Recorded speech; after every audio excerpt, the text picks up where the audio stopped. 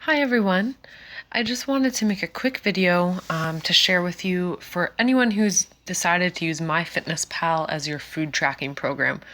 This is a great little app you can get. It has many features within it to help support your nutrition and exercise goals.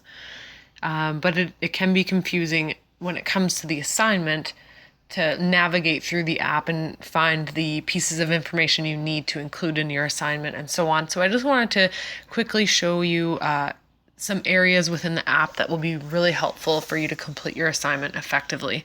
So what you can see on the screen right now is the MyFitnessPal homepage. So this is the homepage of the app. I just set up a random profile with some numbers so that I can show you around. So the MyFitnessPal homepage looks like this. It just gives you like a sort of like a calories remaining for that day. I haven't entered anything today, so it still says I need to get all my calories.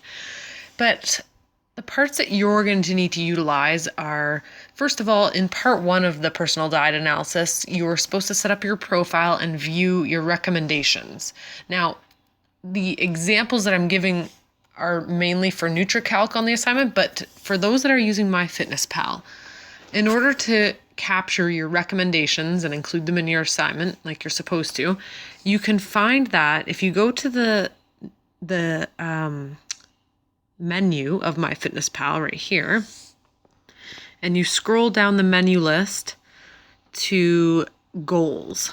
If you click on goals, it takes you to this page, and that's just where your goals are summarized. But then under nutrition goals, you can actually see in more detail what your caloric and macronutrient recommendations are. So I'm going to click under nutrition goals on calorie and macronutrient goals. When I click on that, I see that there's my caloric recommendation, so 1,630 per day. And then for each macronutrient, carbohydrates, protein, and fat, it shows me in grams how many I should be getting per day, as well as the overall percentage that each of these ones should contribute towards my overall calories. So 50% of my calories should come from carbs, 20% of my calories should come from proteins, and 30% should come from fat. So this information should be included in your assignment package. As well as if I go back down to additional nutrient goals, I'm going to click on that.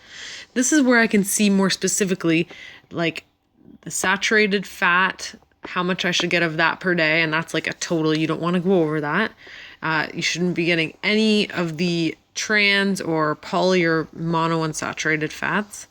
The cholesterol, the upper limit for me is 300 milligrams per day. The sodium is 2,300. And then it goes through like some other micronutrients. But the other key one for your assignment is the fiber intake. So it shows right here that I should get 25 grams of fiber per day. Okay.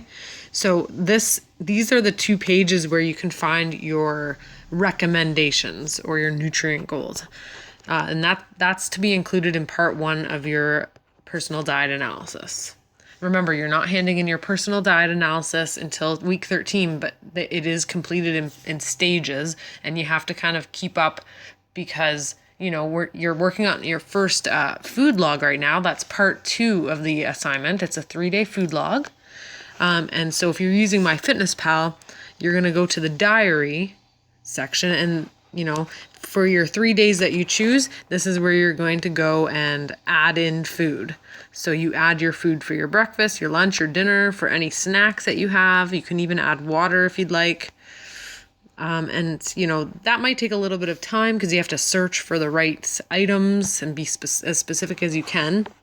So sometimes you may need to add a food. If that's the case, then you go to My Recipes and Foods. And so, for example, if I don't have any added here, but if there's a food that is not in the database and you need to add it,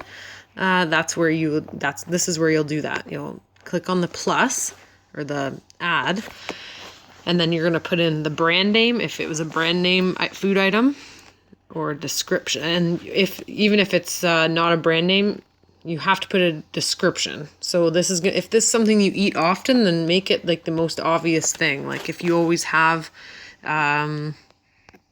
granola bar, That's the description. If it's a specific brand, you're going to say that it's, say, for example, Nature Valley. Oops, I spelled that wrong. Then you have to go through using the nutrition label of the product and actually put in the details of this item. So, for example, serving size is required. So a serving size it's probably going to be in grams. I'm just going to make this up right now. It might be like 250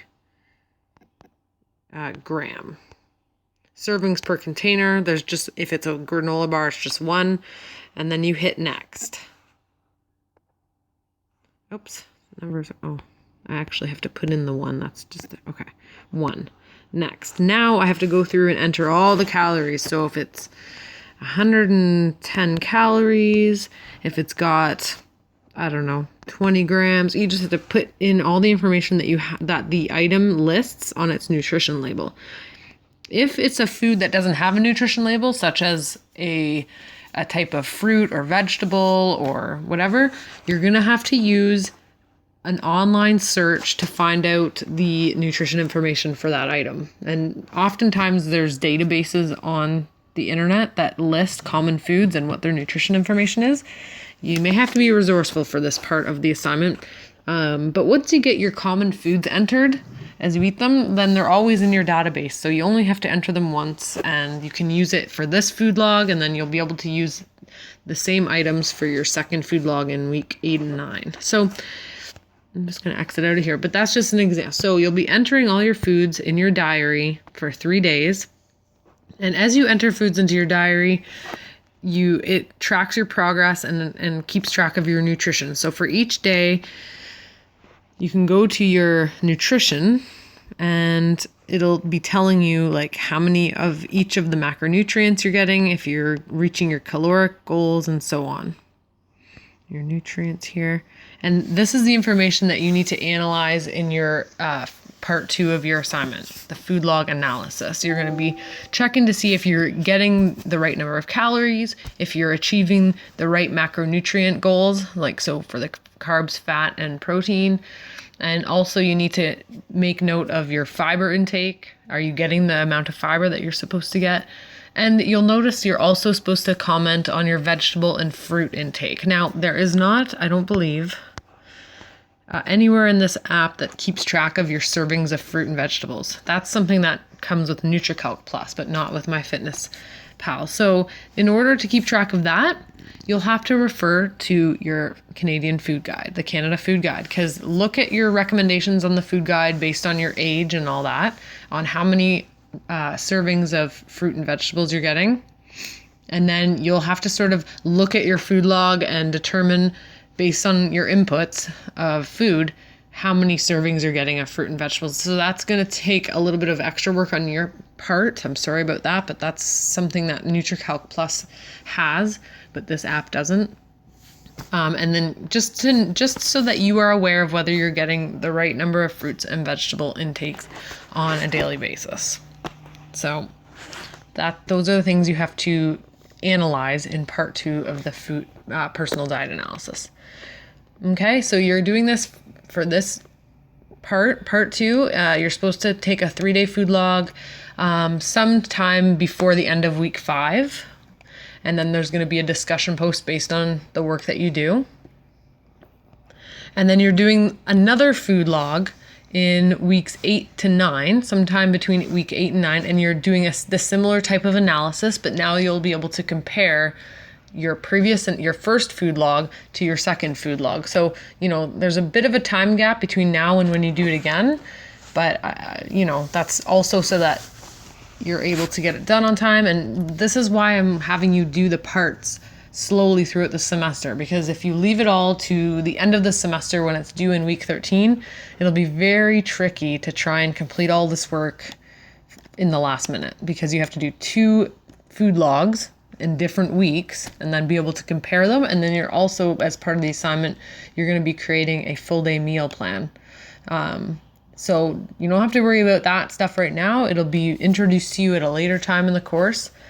but you should be getting yourself familiar with this app. And I just wanted to make this video because I saw that a lot of people chose MyFitnessPal, and I hope you're able to find your way around it to determine the information you need for your assignment. So I hope this was helpful. I don't think there's anything else within this app. Oh, I know what it is. Okay, so one other thing I wanted to comment on was that there's nothing in this app that tells you your BMI, I don't believe. Like in your goals, like you put in your goals, what your weight goals are and all that, but there's nowhere that tells you based on what your profile, what your BMI is. So to determine that, because that was part of your discussion in week 1, was, what's your BMI? Are you within the right BMI class? Like, are you overweight, normal weight, underweight, and so on? So there are tons of BMI calculators on the internet, and I have linked one into the information page for the personal diet analysis. So if you want to check out under helpful resources on that page on DC Connect, you can use that BMI calculator. Or you can just use whatever one you want. Google up a BMI calculator, and then it'll ask for your height and your weight, and then it'll give you your BMI rating. It's, a scale. Anything between 18.5 and 24.9 is normal weight. And then beyond that, if you're below, you're underweight, and if you're above, you're overweight or obese or whatever. So you're just using that calculator to determine where you fall in that scale. We have more discussions about this later in the course too. So I know a lot of stuff there's a lot of information right now, and you're working on a lot of things at once, but I'm doing what I can to help you stay on track. So keep up the good work, guys. And if you have any questions related to this video or anything else related to the personal diet analysis, please let me know. I'd be happy to help. Okay. Well, that's all for now, guys. See you later. Bye-bye.